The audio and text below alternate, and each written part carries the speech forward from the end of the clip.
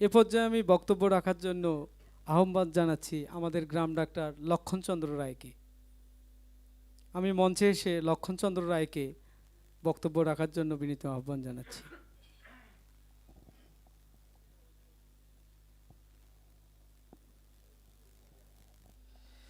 সৃষ্টিকর্তা সর্বশক্তিমান,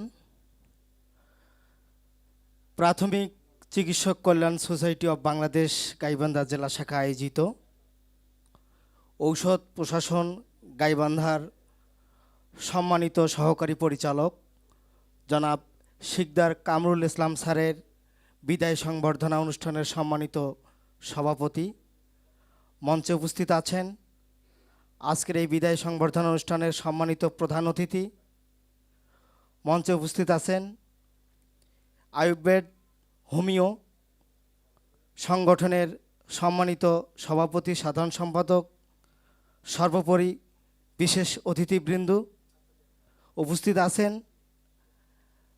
আমাদের প্রাণপ্রিয় সংগঠন পল্লী চিকিৎসকদের মধ্যে প্রবীণ চিকিৎসকবৃন্দ এবং আমার সহকর্মীবৃন্দ ভাইয়েরা, সবার প্রতি সালাম ও আদাব।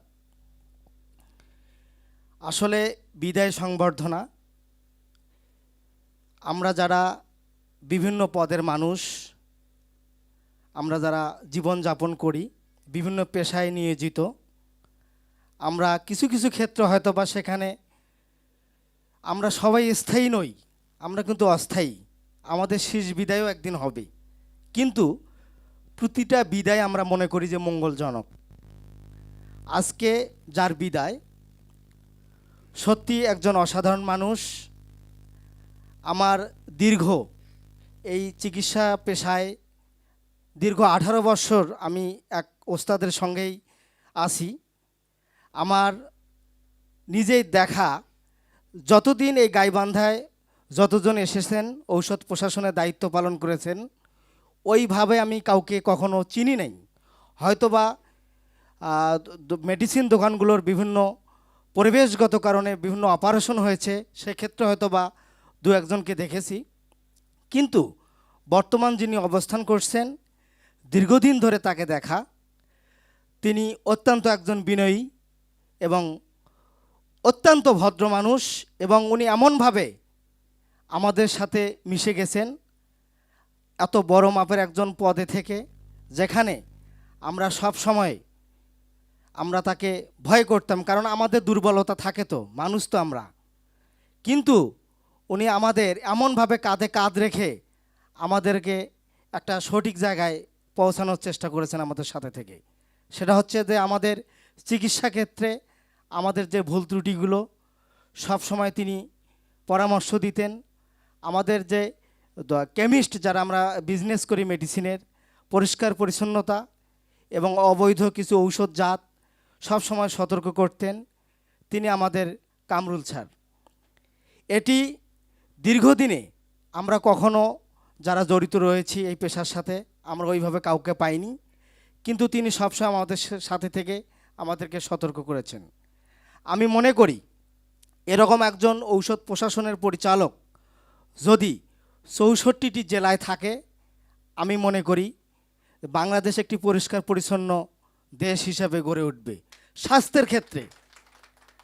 আরেকটি কথা, তিনি আমাদের সাথে যেভাবে মিশেছেন, সবচাইতে বড় কথা হচ্ছে যে তিনি আমাদেরকে সবসময় একত্রিত করার চেষ্টা করেছেন।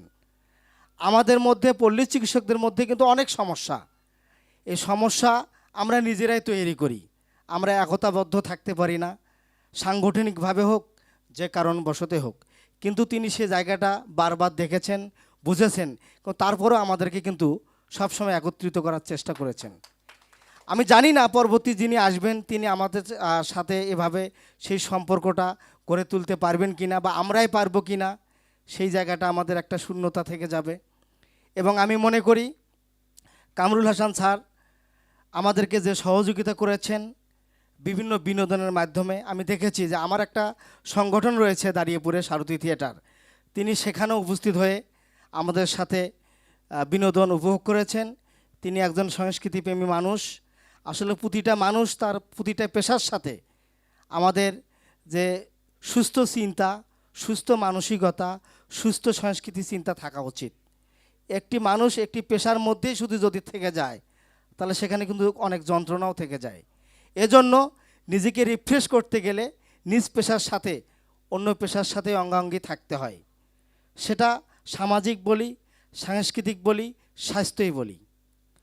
তো আমি মনে করি আমরা দীর্ঘদিন তাকে পেয়ে আমরা গাইবান্ধা যারা পল্লী চিকিৎসক এবং কেমিস্ট যারা রয়েছি আমরা অনেকটাই পরিষ্কার পরিচ্ছন্ন হয়ে উঠেছি। আমি আশা করি তিনি যেখানে যাবেন তার পদোন্নতি হয়েছে, আমরা তার সফলতা কামনা করি। তিনি যে জেলাতেই থাকুন না কেন আমরা আশা করি আমরা যদি আমাদের যে কোনো একটা পরামর্শে যে কোনো একটা বিপদে আমরা যদি তাকে অবশ্যই মুঠোফোনে হ্যালো করি, তিনি সঙ্গে সঙ্গে হয়তোবা গাইবান্ধার কথা ভেবে আমাদের চিন্তা করে তিনি ফোনটা হয়তোবা রিসিভ করবেন। আমরা এইটুকু আশা করি। আর সর্বোপরি তার সফলতা কামনা করি।